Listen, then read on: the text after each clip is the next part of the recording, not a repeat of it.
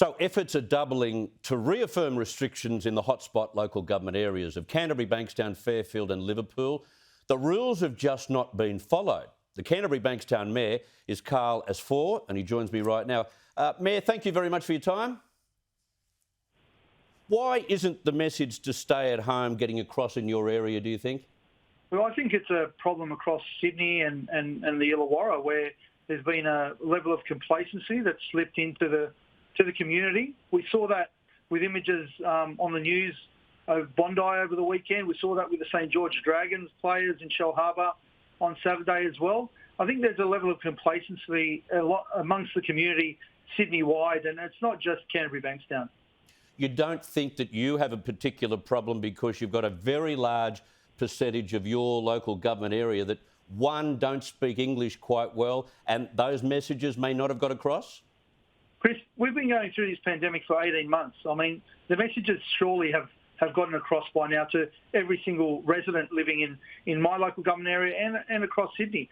The lockdowns have been in place now. We're not happy that we're in lockdown. No one is.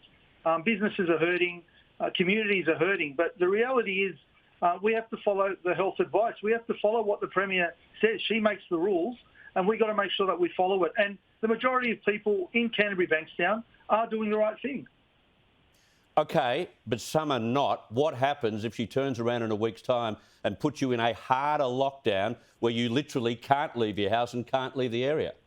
Well, you know, some are not across Sydney. The 75 infringements put out today, or the last 24 hours, by New South Wales Police weren't just in Canterbury-Bankstown. They were across the lockdown of Greater Sydney. Sure.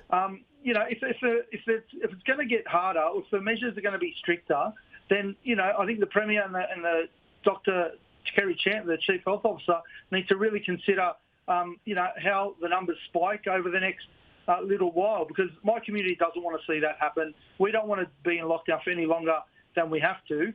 I just really do hope that we're reinforcing the message because of what we heard today from the Premier, that everybody stay at home and don't leave unless you have to. So can you do more? Can you put up an array of, I don't know, electronic boards that tells people please stay at home or something similar? Yeah, so we've today gone out really, really hard on our social media channels as a council. We've really put out some strong messaging for everybody, and we're doing that in different languages as well.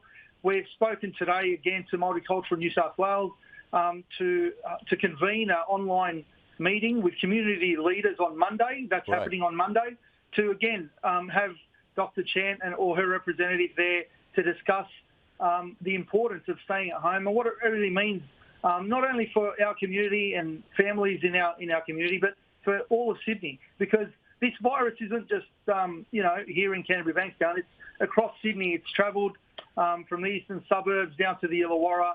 It's in Western Sydney at the moment. We've seen a potential spike that's coming. I had the Minister and Dr. Chant call me this morning before the press conference to warn me that this was a concern and they were really worried about it. And I need to trust their advice.